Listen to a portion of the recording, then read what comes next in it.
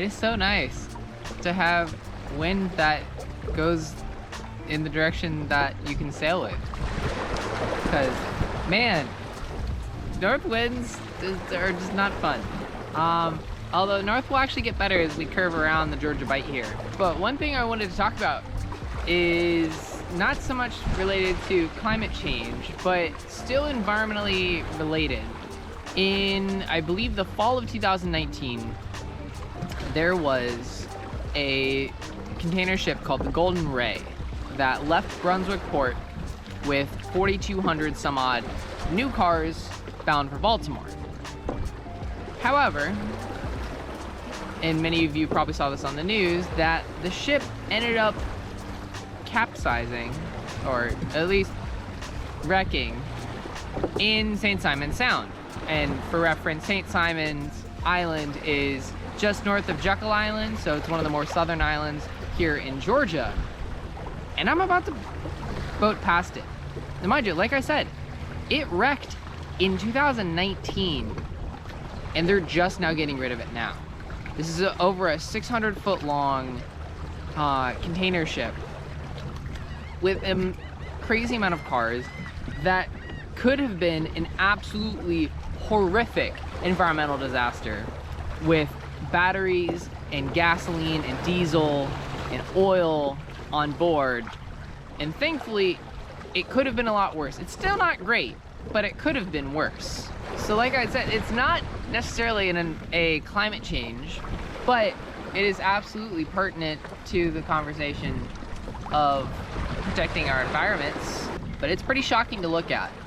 I want to see if I can take some pictures to show you guys, as well as if you guys are curious learning more about this, I'm going to go ahead and drop a link to a news article that kind of explains the story a little bit better than I did from some actual journalists.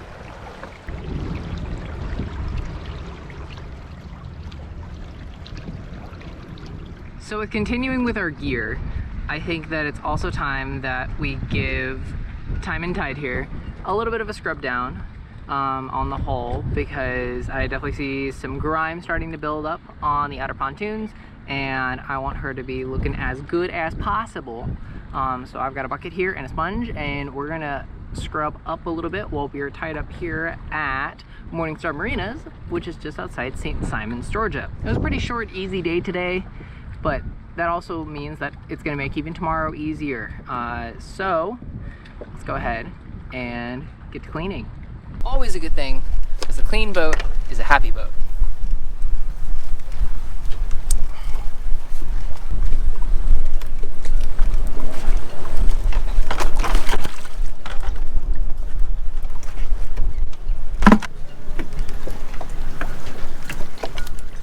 And I know exactly where those shells came from. That was one I was on the Spoil Island, if you guys remember a couple of videos ago, where we had the crazy howling winds in the middle of the night and like almost 30 knot winds that I was originally going to anchor out, and then I ended up on an island. Anyway, the wave action was really big, and therefore all of the sand and shells end up washing across the back of the boat. So we have our soapy water here. Might have put a little too much soap in, or it's just really sudsy, but we have our hook. Let's go ahead and clean up the boat.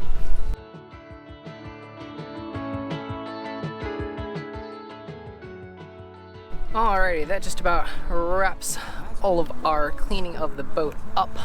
Feels really good to kind of just get everything cleaned up again. Particularly, I'd been in some more murky waters, and there had been a layer that built up a little bit, so it feels good to get the boat clean.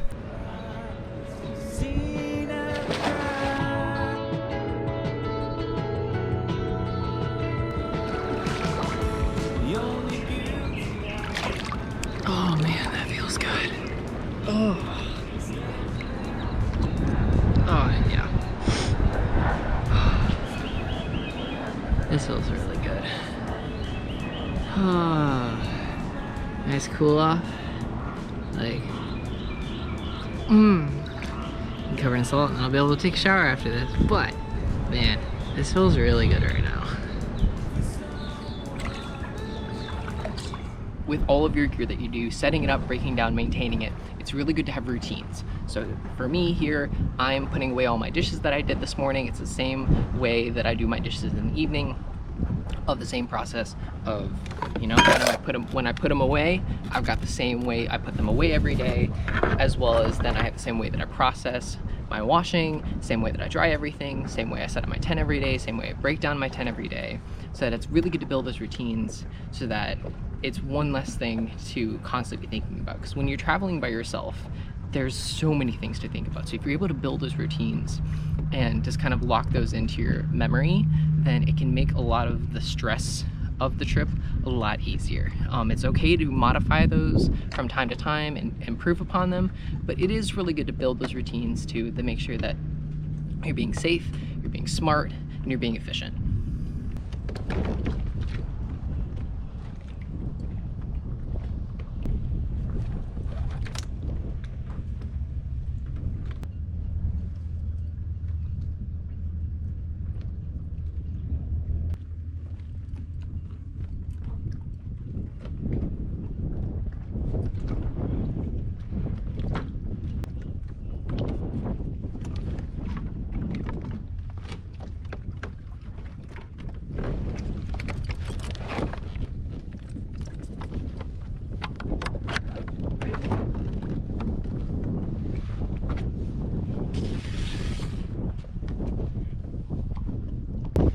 So yeah, that's a thing I just figured out, that the Mirage Drive, even though it's not the 180, you pop it out, turn it around, and you can go in reverse.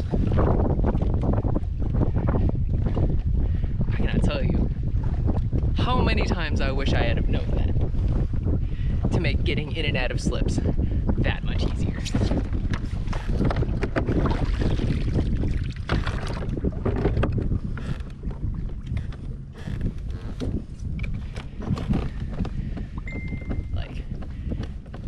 How much easier was that than like shoving the boat around and all of that? But also, I'm gonna say, there's a bridge I want to go under that I am gonna do something that I have not done since last year, of stepping and unstepping the mast when underway, which is why I have not hooked up the lines for this sail yet, so that it makes it a lot easier to step and unstep the mast. But you're gonna see that in a couple of minutes that I'm gonna go around this corner, because otherwise I have to go way out, adding almost like over a mile, if not 2 miles, rather than I can just go under this bridge, step and unstep the mast real quick. But yeah, let's see how this goes.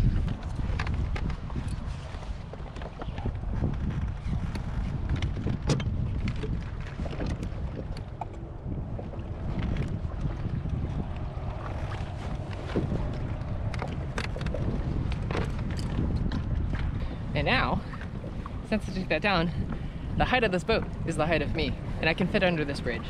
That is one of the amazing parts of this boat, is that I can unstep the mast in, you know, like you saw that, 15 seconds. Now it helps that I didn't have the sheet attached. Makes that super easy. But then I'll be able to go underneath this bridge and continue on my way without having to go all the way around. And it didn't add that much effort, and since it was so close, I didn't lose that much sail power either. And we're about to clear this bridge. I want to make sure I'm pretty well clear so that if there's any drifting, I don't end up going backward, just to make it a little bit easier, everybody. Plus also clear the bridge. You always want to make sure you clear bridges for any other boats that are coming through. You don't want to make a safety hazard.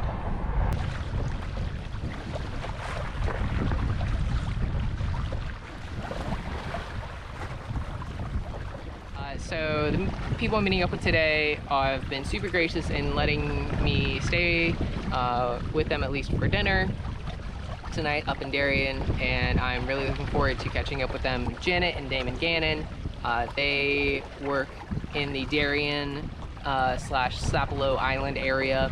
They're live-aboard sailors, so we're definitely going to have a lot to connect together on that. And they also have really close ties with doing a lot of coastal research and historic preservation, particularly on Sapelo Island, and a lot of connections through all of that. So I'm really looking forward to catching up with them. We've actually never met in person, but we have quite a few mutual friends So this will be our first time meeting in person, and I'm very excited. And we see us getting, you know, hanging out, having dinner together. All of us are fully vaccinated, and so there isn't too much of a worry on that. But I'm really looking forward to it. It's going to be a lot of fun to catch up, meet some new people, and share some stories.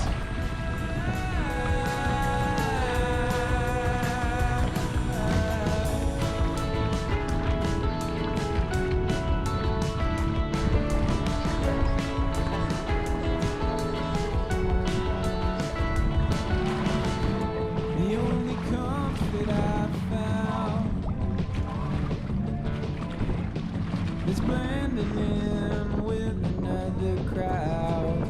When things go wrong, we'll pass through. Alright, so we... You know what that was? That was an alligator. We are visually in alligator territory. Don't worry, they're staying in the water. I'm staying on the boat. There's literally no need to worry, and they're not even that aggressive. That's not to say that bites from alligators don't happen, but like, you really don't have to worry. But the exciting part, there was another one, is that seeing alligators now actually has crossed off most of the major megafauna for this trip here. So I've now seen dolphins, I've seen manatees, sharks, stingrays, and now alligators. At least of things that, large things that live in the water. Now, it's not to say that whales have never been seen in the intercoastal waterway, but it's very unlikely. I'm terribly ashamed to say that I forgot a very important megafauna in the water, and that is sea turtles. No idea how I forgot that, but yes, have seen sea turtles. Definitely have seen them. They've been mostly, you know, dinner plate sized juveniles, but I have seen them. And wow, I am super disappointed in myself that I forgot to say that I had seen sea turtles. I think that was a rail that just flew by. Oh well, more birds. We're actually going up, we're about to go up a cut through here from one river just south of Darien to the town of Darien. This is kind of managed area over here, and so there's a nice little cut here. I think it's called General's Cut.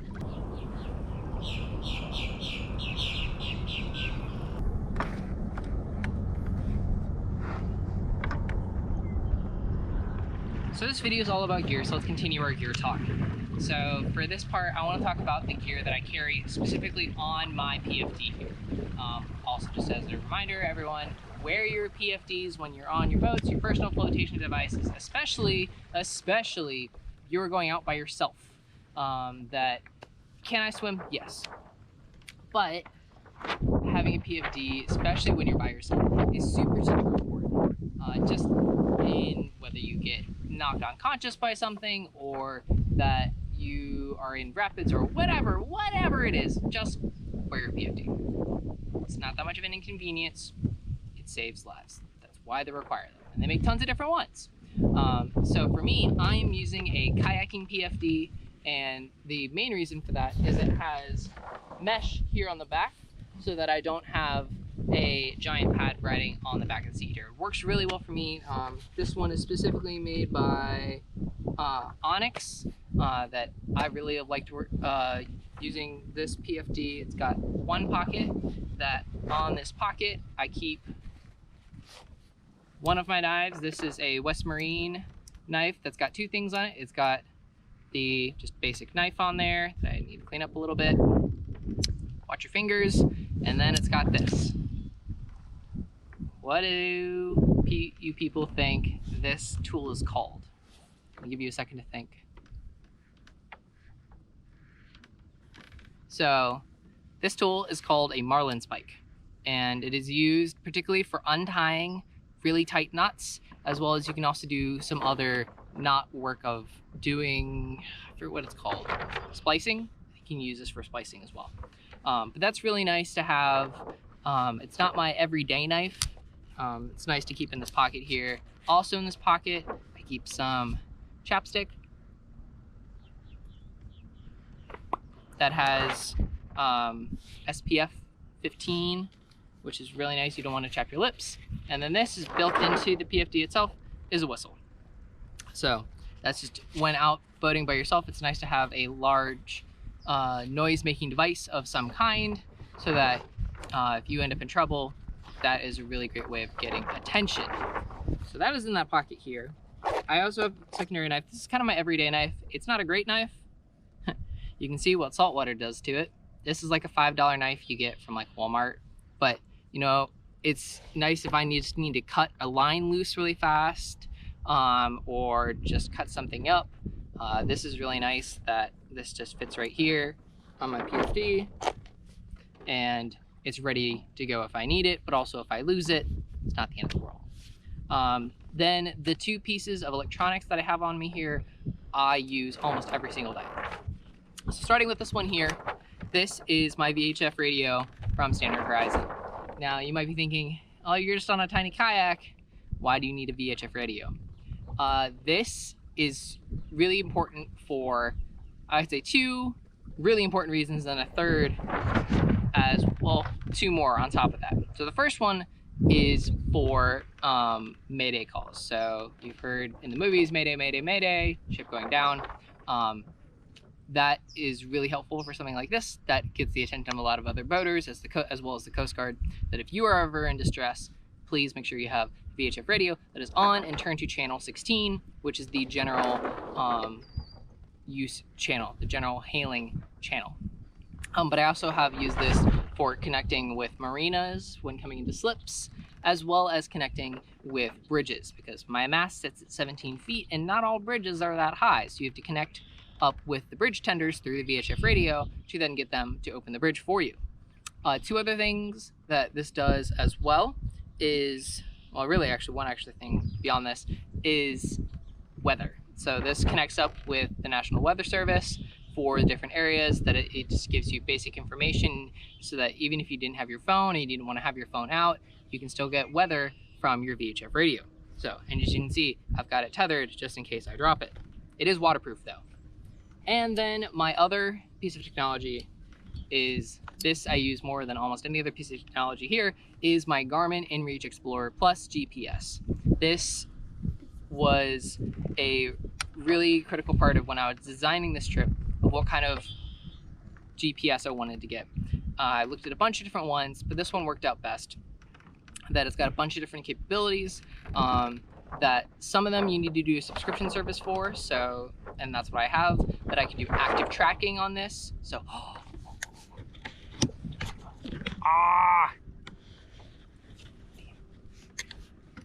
you guys probably didn't see that, but there was an alligator right there. And so where was I? Right, active tracking. So it's got active tracking, so it can then send up pings to a satellite to then show where I am on a map. That's where you can go on the project website, climate-kayakingconversation.org, and you can see exactly where I am about every 10 minutes. It also has 2-way satellite text communication, a lovely SOS button, and then I can also have Bluetooth pairing with my phone or my tablet or my laptop. I use it to pair with my tablet to work as a chart plotter, as well as doing software updates. It's just super awesome. It's waterproof, and it's really good on battery life. I only have to charge this like once every 10 days. It's crazy. The subscriptions vary based on how many tracking points you want to do at a time, how many text messages you want to do. You can also get this and not get the subscription service, and you can use it as a basic GPS with waypoints and routes and all your trip info. You just won't be able to do the SOS beacon or any tracking or texting. But overall, that is what I have on my PFD here every single day. I might have other things slipped on from time to time, but like 99.9% of the time, this is my get up on my PFD.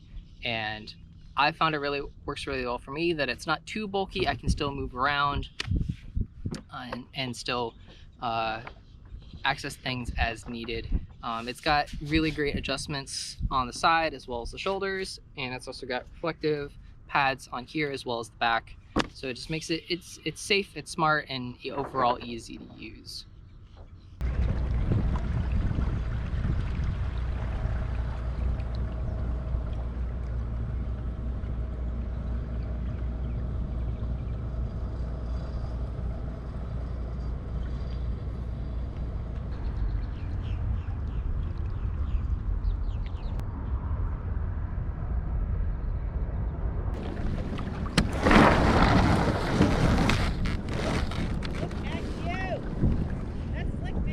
Yeah, it's super slick. I got a bow line. Hang on here. You at least got me. I got you at least. That's right. Hang on here. Hello. Hi. Finally get to meet in person. Nice to meet you. Good job. Thank you, thank you. Isn't the Darien River beautiful? Oh my gosh, so many alligators. Oh, really? Oh my gosh, so many. Like I've seen at least a dozen today. I wouldn't